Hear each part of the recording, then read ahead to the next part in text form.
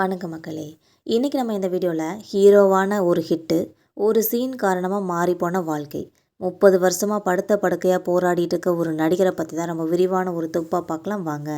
வெளியிலேருந்து பார்க்குறவங்களுக்கு தன்னோட அழகான ஒரு பக்கத்தை மட்டும் காட்டுற சினிமா, மாய தேசத்தோட மறுபக்கத்தோட வலியும் வேதனையும் நிறைஞ்சு போன அவங்களோட வாழ்க்கை வரலாறை பற்றி ஒரு பாடத்தையே எழுதி வச்சுருக்கு.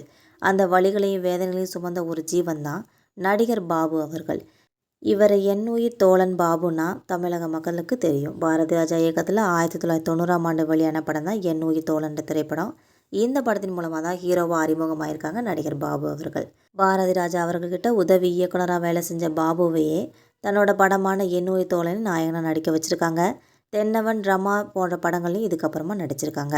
ஒரு அரசியல் திரைப்படமான கட்சி தொண்டனாக வாழ்ந்து திரை ரசிகர்கள்கிட்ட ஒரு வரவேற்பையும் பெற்றிருக்காங்க நடிகர் பாபு அவர்கள். என்னுயிர் தோழன்ற திரைப்படத்துக்கு அப்புறமா என்னுயிர் தோழன் பாபுன்னு சொல்லி திரை உலகத்தால் எல்லாராலும் அழைக்கப்பட்டிருக்காங்க. இதையடுத்து விக்ரமனோட இயக்கத்தில் வந்த பெரும்புலி திரைப்படத்தோட கதாநாயகனாகவும் நடிச்சிருக்காங்க பாபு அவர்கள். இந்த படத்தோட மனசும் சேர்ந்தாச்சு, பூமாலை தான் அப்படிங்கிற பாடல் பட்டி தொட்டு எங்கும் பரவலாக ஹிட்டாச்சுன்னே சொல்லலாம்.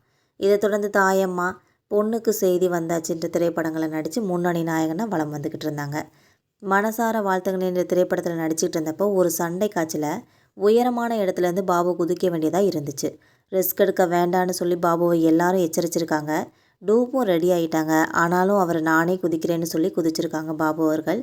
அப்போது தான் யாரும் எதிர்பார்க்காத அந்த சம்பவம் நடந்திருக்கு. டைமிங் மிஸ் ஆனதுனால தவறி வேறு இடத்துல விழுந்திருக்காங்க. அவங்களோட முதுகெலும்பும் நொறுங்கி போயிடுச்சு. இதனால் அவரோட 1000 சினிமா கனவுகளும் அதோட நொறுங்கி போச்சுன்னே சொல்லலாம். மருத்துவமனையில் தீவிரமான சிகிச்சை அளிக்கப்பட்டோம். குணமாக்க முடியாததுனால எழுந்து நடக்க முடியாத நிலைக்கு ஆகிட்டாங்க பாபு அவர்கள். 30 வருஷத்துக்கும் மேலாக வீட்டில் படுத்த படுக்கையாகவே இருந்து சிகிச்சை பெற்றுட்டு வந்துட்டுருக்காங்க பாபு அவர்கள். இவங்களை பார்த்து திரை உலகமே கண்ணீர் வடிக்குதுன்னே சொல்லலாம்.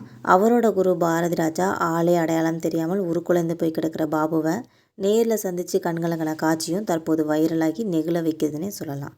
இறுதியில் 30 வருஷத்துக்கு அப்புறம் போராட்டத்துக்கு அப்புறமா 2023ஆம் ஆண்டு மண்ணை விட்டு சென்றுட்டாங்க என்பது குறிப்பிடத்தக்கது. இயக்குனர் ஏவிஎம் பாரதி ராஜாவோட அறிமுக நாளே தமிழ் திரையுலகத்தில் ஒரு கலக்கி விட்டு தான் ஓய்வாங்க. அப்படி இருக்கிறப்போ ஒரு படத்திலேயே மொத்த வித்தையும் காண்பித்த என்னுயிர் தோழன் பாபு இம்மண்ணில் மறைஞ்சாலும் தமிழ் சினிமாவிற்கு அவர் என்றைக்குமே அதனுயிர் தோழன் தான் என்பது குறிப்பிடத்தக்கது. மக்களை நம்ம போகிற இந்த சினிமா தகவல்கள் உங்களுக்கும் பிடிச்சிருந்தா மறக்காமல் நம்ம சேனலை சப்ஸ்கிரைப் பண்ணி பெல் ஐக்கனை கிளிக் பண்ணி வச்சுக்கோங்க. அப்போ தான் நம்ம போகிற ரெகுலர் வீடியோக்கள் உடனுக்குடன் நோட்டிஃபிகேஷனாக வந்து சேரும். தேங்க்யூ.